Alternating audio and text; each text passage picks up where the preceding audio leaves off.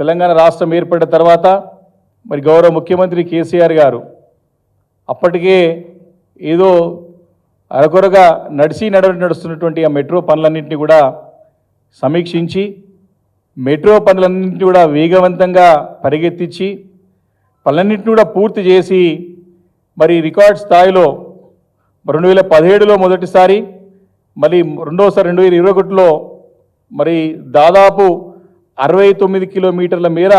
పూర్తి చేసి ప్రజలకు అందుబాటులో తీసుకువచ్చి ప్రజలు మన్ననలు పొందిన సంగతిని గుర్తు చేస్తా ఉన్నాను. మొత్తం హైదరాబాద్ నగరంలో ఉన్నటువంటి మెట్రో రైల్ భారతదేశంలో అన్ని నగరాల్లో 3వ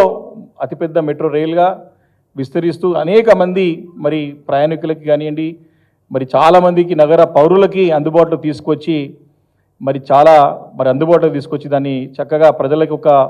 జీవనాన్ని మరి నాణ్యమైన జీవనాన్ని కొనసాగించే విధంగా కాలుష్యం తగ్గించే విధంగా పబ్లిక్ ట్రాన్స్పోర్ట్ పైన డిపెండ్ అయ్యే విధంగా చక్కగా క్వాలిటీ తయారు చేసి తీర్చిదిద్ది ముందు తీసుకెళ్తున్న సందర్భంలో మరి ఆ రోజు అటు మెట్రో రైల్ని ఎయిర్పోర్ట్కి కూడా తీసుకువెళ్ళాలన్నటువంటి ఆలోచనతోని రాయదుర్గం నుండి మరి అక్కడ అక్కడ రింగ్ రోడ్ పై నుంచి ఆ పనులకి శంకుస్థాపన కూడా చేసినారు. మరి దాదాపు 10 లక్షల మంది ఐటీ ఉద్యోగులతో పాటు అనేక మంది జనాభా ఉన్నటువంటి ప్రాంతం ఇదంతా కూడా ఆ యొక్క ఉన్న రూట్ని కూడా క్యాన్సిల్ చేసేసినారు. ముఖ్యమంత్రి గారు వారి యొక్క ఆలోచన విధానంతో అశాస్త్రీయ పద్ధతితోని వారు ఏమీ ఆలోచన చేయకుండా దాన్ని రద్దు చేసినటువంటి సందర్భం నేను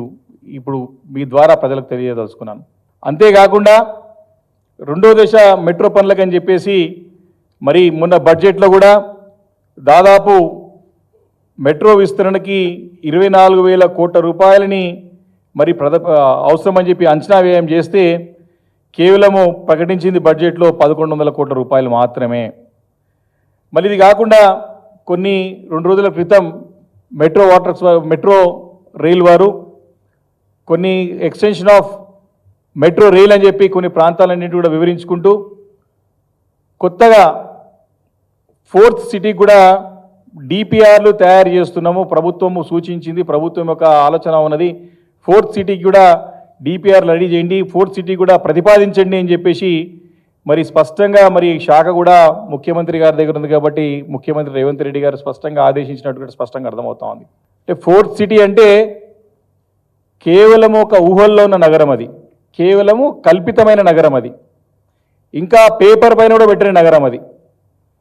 అంటే ఏమీ లేని నగరానికి మరి మెట్రో రైల్ని తీసుకెళ్లాలని చెప్పేసి కూడా వారు ప్రతిపాదించడం చూస్తూ ఉంటే హాస్యాస్పదంగా ఉన్నది, చాలా వింతగా ఉన్నది.